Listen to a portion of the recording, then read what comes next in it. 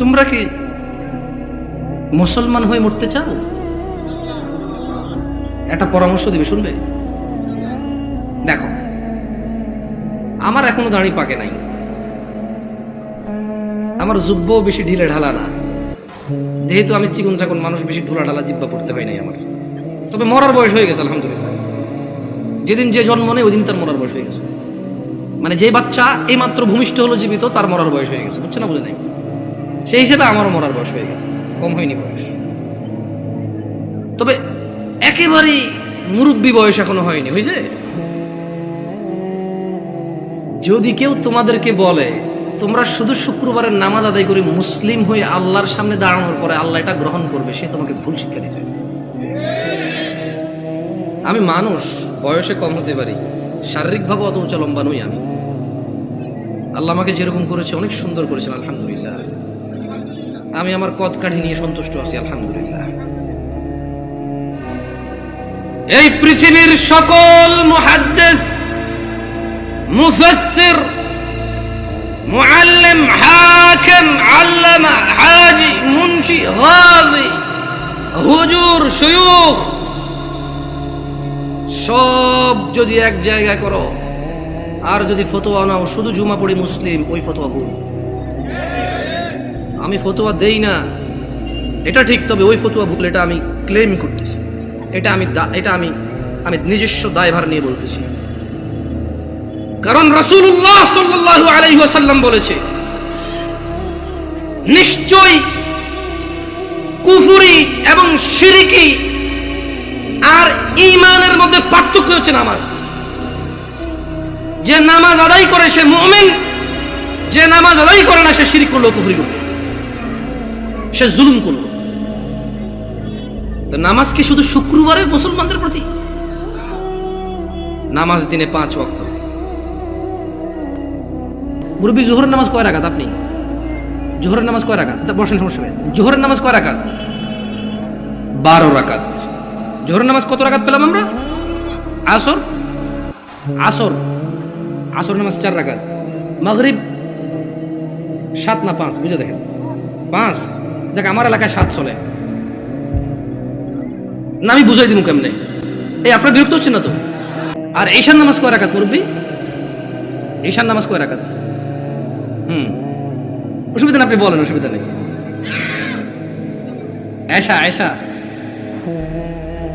এশার নামাজ কয় রাকাত? 9। দেখছেন, মনে কিছু করেন না। আমি আজকে বক্তব্য দিচ্ছি এখানে আল্লাহর কসম, আমার এই সময় থেকে আমি যে কথাগুলো বলবো আগামী 5 মিনিট, আমি শুধু বেনামাজি করে উদ্দেশ্য করে বলবো। কাকে উদ্দেশ্য করে বলবো? নামাজিরা নিজের উপরে নিয়েন না। আমি এবার আমার এলাকা বলি, কুমিল্লা নাঙ্গলকোট। আমার বাড়ি কোথায়? কুমিল্লা নাঙ্গলকোট। আমার এলাকায় ফজরের নামাজ 4 রাকাত। কয় রাকাত? জোহরের নামাজ 12 রাকাত, আসরের নামাজ 8 রাকাত, মাগরিব 7 রাকাত, ঈশার নামাজ 15 রাকাত। কত রাকাত?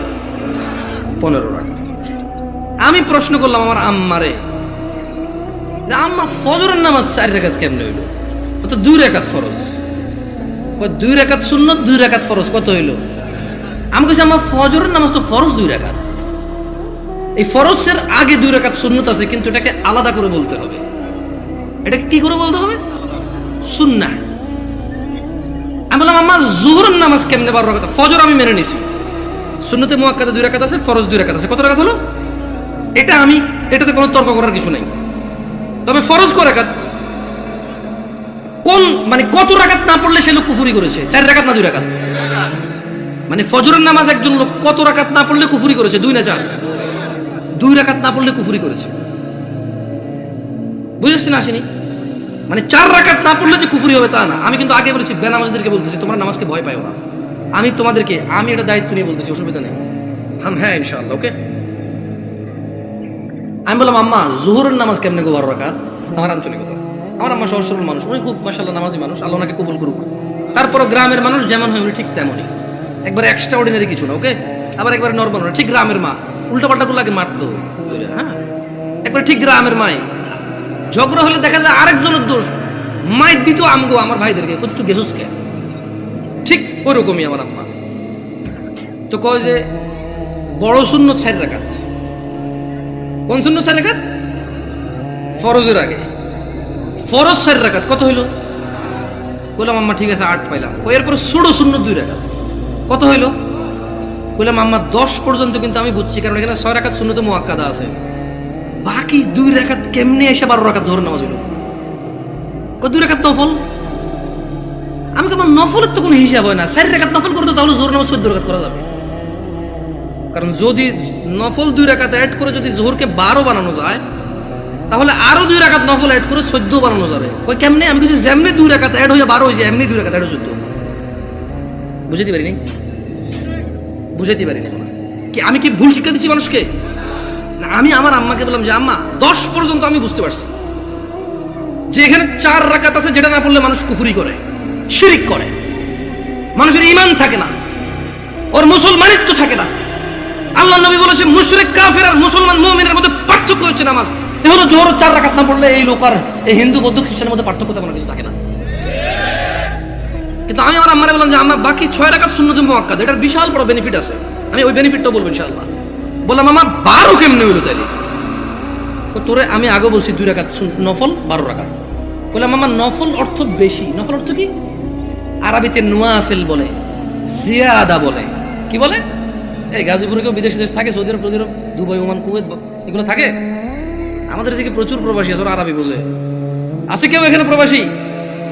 زيادة أنت معلوم زيادة يا أخي معلوم زيادة ها تدري وش المعنى الزيادة زيادة زيادة يعني زيادة ها زيادة تلاقي عربية النوافل بقى زيادة نوافل بقى زيادة বলা হয় কাকে? বেশি কি? আচ্ছা নফলের কি কোনো সময় অথবা রাকাত নির্ধারণ আছে ইসলামে? নাকি যখন খুশি করে রাকাত?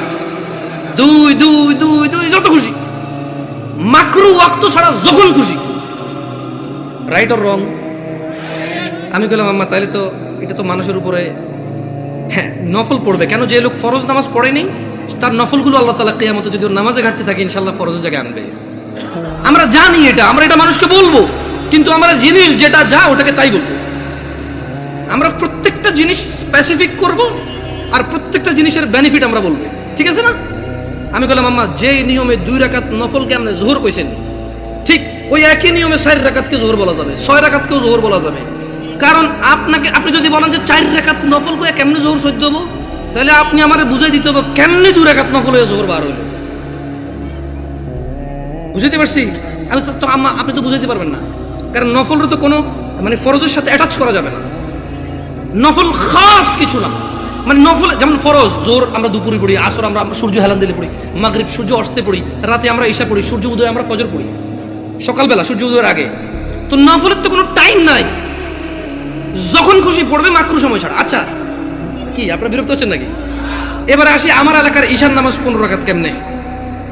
আগে একটু আপনাদের গাজীপুরের 9 রাকাত কেমনে এটাই শুনি।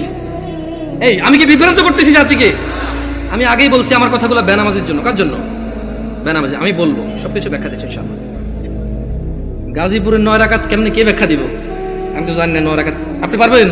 কোন 9 কেমনে এটা কোন আগে পরে আমি 15 কেমনে ওটা কোন? 4 ফরজ সুন্নতে মুআক্কাদা 2 তাহলে 6 হলো। হ্যাঁ ভিতরে 3 রাকাত 9 রাকাত। মাশাআল্লাহ ভালো। যোহরটা 12 কেমনে? ওই নফল 200 ঠিক না? তো ঈশা নফল আনলেন না যে? আমার এলাকায় ভাই এই 2 নাম্বারই করে নাই। যোহর নফল 2 আনছে, ঈশাও 2 আনছে। ওরা মানে কোনো নামাজকে কি করে নাই। না না না, আমি কি ওদেরকে মজা করতেছি? আমরা নামাজ পড়তাম না, এই মানুষগুলো আল্লাহ ওদেরকে বেহেশত নসিব করুক, ওরা প্রত্যেকটা নামাজের সাথে আমাদেরকে নফল নামাজ পড়তে উদ্বুদ্ধ করেছে। ওরা চিন্তা করেছে যে যদি 2 রাকাত পড়তে বলি, এই অনেক বছর থেকে নামাজ পড়ে না, ইনশাআল্লাহ এর কবরের তলায় ঘাটতি হবে, ঘাটতিটা পূরণ করবে ইনশাআল্লাহ। ওই নেক নিয়তে কিন্তু বলছে। শোনেন আমি বুঝি না তা না, কিন্তু ভুল বুঝিয়ে না, মানে আমি আগে বলছি। বাট আমি চাচ্ছি যারা নামাজ পড়ে না ওরা তো ভয় পেয়ে যায় 15 শুনবে। আমি বুঝাতে পারছি না, পারি নাই। ষোড় সুন্নত 2 কত? নফল 2 কত? ভিতর 3 কত? 15। আমি বললাম আম্মা এটা ঈশার নামাজ? ও হ্যাঁ। ছোটবেলা থেকে আমি যতটুকু দিন আমার আম্মা অনেকটা পরিবর্তন হয়েছে আলহামদুলিল্লাহ। উনি ওখানে যায়, মসজিদে নামাজ পড়ে। তারাবির সময় সৌদি আরবে মহিলারা নামাজ পড়তে পারে। বললাম না গ্রামের সহজ সরল মানুষ, যতটুকু দিন আপনি শিখাবেন শিখবে, কিন্তু যদি সোর্সটা ভালো না হয় দিন শিক্ষার সোর্সিংটা যদি ভুল হয় তাহলে জীবন শেষ। তাহলে জীবন কি? আমি বললাম আম্মা এখানে একটা আপত্তি আছে আমার। প্রথম কথা হইল জোহরের সময় বুঝাই ফেলছি নফল এই নামাজের অংশ না। জোহরের সময় বুঝাই ফেলছি এই নামাজের অংশ না, নফল মানে ফরজ নামাজের অংশ না, ঈশার নামাজের অংশ না। দ্বিতীয়ত আম্মা ভিতরের নামাজ কেমনে এসা হইল? যেমন উনিও কিন্তু হিসাব দিয়েছে সেম হিসাব। ঈশার নামাজ 9 রাকাত, 4 ফরজ, 2 সুন্নতে মুআক্কাদা, 3 ভিতর। তো ভাই ভিতরের নামাজ যদি ঈশা হয়ে যায় তাহলে ভিতর কোনটা? ঈশার নামাজ যদি 9 রাকাত হয় তাহলে ভিতরটা কই? আপনি বুঝেন নাই? যদি আপনি ঈশাকে 9 রাকাত বলেন ভিতর 3 সহকারে, তাহলে আগামীকালকে যদি একজন বলে যে জোহর 8 রাকাত, মানে 4 রাকাত জোহর আর 4 রাকাত আসর মিলে 8 রাকাত একসাথে পড়ে ফেলে, এক হয়ে যাবে। আপনাকে বুঝতে হবে যে ঈশার আজান দিলে মানুষের উপরে ঈশার সালাত ফরজ হয়ে যায়। ভিতরের সময়টা শুরু হয় ঈশার নামাজের পরে। যদি কোনো লোক ঈশা পড়ে তার জন্য ঈশা পড়ার পর থেকে ভিতরের টাইম শুরু হয়েছে, এবারে সেটা ফজরের আগ পর্যন্ত সময় পায়। কি ভুল ব্যাখ্যা দেই নাই তো মুরব্বী? আমি বলে দিচ্ছি, না বুঝলে অসুবিধা নাই, ভুল বুঝিয়েন না। না বুঝলে কোনো অসুবিধা নাই, ভুল বুঝিয়েন না। তাহলে ভিতরের নামাজ ঈশার নামাজের সাথে কেন সম্পৃক্ত হলো? কারণ ঈশার নামাজ না হইলে ভিতরের সময় আসে না, ভিতরের সময় শুরু হয় না। বুঝতে পারছেন না? পারেন নাই? ধরেন একজন লোক রাত 11টা বাজে, সে এখনো ঈশা পড়ায় নাই, সে কি ভিতর পড়বে? তাহলে সে ঈশা পড়ার পরে তার ভিতর স্টার্ট। তাহলে আপনি যদি এই যুবককে বলেন ঈশার নামাজ 15 রাকাত, গাজীপুরে বুঝছি একটু মায়া দয়া করে 9 রাকাত পেয়েছেন, তারপরে তো বলবেন পড়ে বলে মনে হয় না। একজন রিক্সা ড্রাইভার যদি চিন্তা করে 2 মিনিট করে তো 30 মিনিট। আমার এলাকার কথা বলতেছি। শোনো তোমরা যারা দরিদ্র এবং ধনী, যারা তোমরা সালাত আদায় করো না, তোমাদের নবী মুস্তাফা সাল্লাল্লাহু আলাইহি ওয়াসাল্লাম মৃত্যু সজ্জায় বারবার উঠে বলেছে সালাহ সালাহ সালাহ, নামাজ নামাজ নামাজ। এই নামাজ তোমরা যারা আদায় করো না, তোমরা জেনে রাখো নয়াপাড়ার মানুষ, ও নয়াপাড়ার মহিলা ও পুরুষরা, ধনী দরিদ্র, সুস্থ অসুস্থ, তোমরা যেই হও না কেন, তোমাদের উপর তোমাদের রব দিনে 17 রাকাত নামাজ ফরজ করেছে। তোমাদের মধ্যে যে কোনো ব্যক্তি দিনে, পুরা দিনে সকাল থেকে রাত পর্যন্ত এই 17 রাকাত নামাজ আদায় করবে না, যে সে তার রবের সাথে কুফরি করেছে, রবকে অস্বীকার করেছে। ক্ষমা চাও তোমাদের রবের কাছে। আজকের এই মাহফিল তোমাদের জীবনের নামাজ ত্যাগের ইতির দিন হোক। আজকের এই তোমাদের জীবনের 5 ওয়াক্ত 17 রাকাত নামাজের সূচনার দিন হোক। তোমরা যারা দিনে 5 ওয়াক্ত 17 রাকাত ফরজ আদায় করো, এই 17 রাকাতের সাথে তোমরা যারা ফজরে 2 রাকাত সুন্নত, জোহরে 6 রাকাত সুন্নত, মাগরিবে 2 রাকাত সুন্নত, ঈশায় 2 রাকাত সুন্নত, তোমরা যারা পুরো দিনে মাত্র 12 রাকাত সুন্নতে মুআক্কাদা পড়ো, খুশি হয়ে যাও। তোমাদের মুস্তাফা সাল্লাল্লাহু আলাইহি ওয়াসাল্লাম, তোমাদের ভালোবাসার নবী বলেছে, যে ব্যক্তি দিনে 12 রাকাত সুন্নতে মুআক্কাদা আদায় করবে, তার জন্য আল্লাহ প্রতিদিন জান্নাতে একটা ঘর বানাবে। কি মিস করতেছো? তোমাদের রাসূল প্যারে হাবিব সাল্লাল্লাহু আলাইহি ওয়াসাল্লাম বলছেন, ফজরের 2 রাকাত সুন্নত এ পুরো দুনিয়া আর দুনিয়াতে যা কিছু আছে সব কিছুর চাইতে উত্তম। তাহলে যে 2 রাকাত সুন্নত পৃথিবীর চাইতে উত্তম, ওই 2 রাকাতের সুন্নতের পরে যে 2 রাকাত ফরজ রয়েছে, এই ফরজের আল্লাহু আকবার কি দিয়ে মিটাবা? এই ফরজের সামি আল্লাহু লিমান হামিদা কি দিয়ে মিটাবা? কত টাকার মালিক হয়েছে তুমি নামাজের কাফারা দিবা, যেখানে সুন্নত 2 রাকাতের মূল্য পুরো পৃথিবীর সমস্ত সম্পদ বিক্রি করে যদি একটা স্বর্ণ কিনা হয়, ওই স্বর্ণকে যদি, এটা আমি ব্যাখ্যা দিচ্ছি বুঝার জন্য সহজে, ওই স্বর্ণকে যদি 1 পাল্লা রাখা হয় আর ফজরের 2 রাকাত সুন্নতকে যদি 1 পাল্লা রাখা হয়, ফজরের 2 রাকাত সুন্নত ভারী।